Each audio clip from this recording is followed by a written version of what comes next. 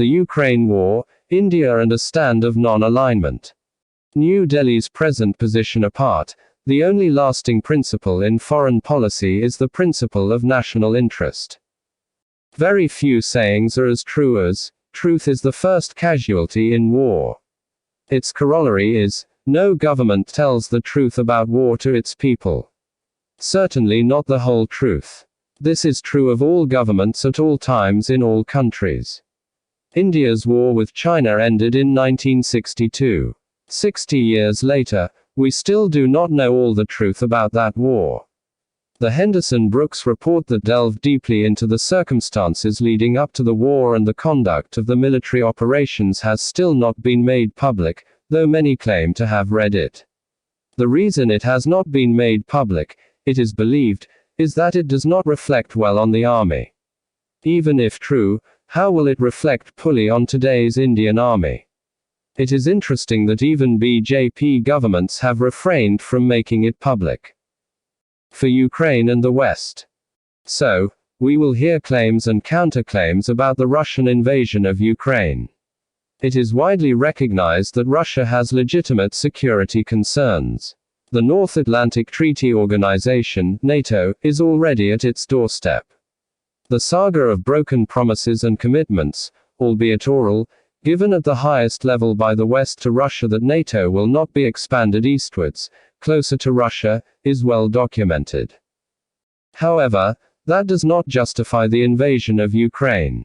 Also, it is not clear how this war will take care of Russian security concerns. Even if the West agrees to give such assurance in writing, it will not have much meaning since written commitments can also be equally easily disregarded. The president of Ukraine ought to have been more flexible in devising some formula which would have accommodated Russia's concerns, as for example by announcing adherence to the Minsk agreements. He knew, and knows, that the only country which would suffer heavy casualties and suffer incalculable destruction, is his own. The West could also have been more innovative. The distrust towards Russia lies deep in the Western psyche. A large part of the world has condemned the Russian invasion. Quite rightly too, since it is a gross violation of the universally accepted principle of respect for the sovereignty and territorial integrity of states. Ukraine is a sovereign state, founding member of the United Nations. It may be recalled that the Soviet Union wanted all the Soviet republics to be admitted to the newly founded United Nations. Ultimately a compromise was struck and only two republics, Ukraine and Belarus as Belarus was then called, were admitted. Thus, Russia has surely violated the most important principle of international law. Does concern about its security perceptions justify the invasion? Ukraine is in no position to defend itself against Russian might. It was widely expected that it would be a short, decisive war. There is no doubt that Russia can and will prevail, but if it has to take Belarus's help in doing so, it will not redound well to Mr. Putin's credit. The resistance put up by the Ukrainian people under President Volodymyr Zelensky's leadership is impressive. But what thereafter? Challenging for India. India is in a difficult position. On the one hand, there is the growing relationship with the United States. As is often maintained, India-US relations have never been better.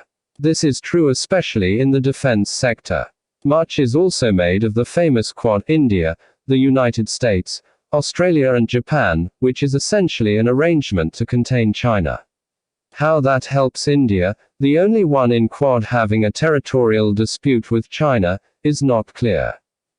On the other hand, there is Russia with whom we have a long-standing history of friendship, which is still our principal source of military hardware and which is willing, more than other countries, to share the technology involved.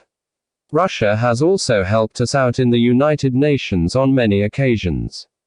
One can hardly forget how they stalled action in the UN for several days at the time of the 1971 Bangladesh war to enable us to finish the job.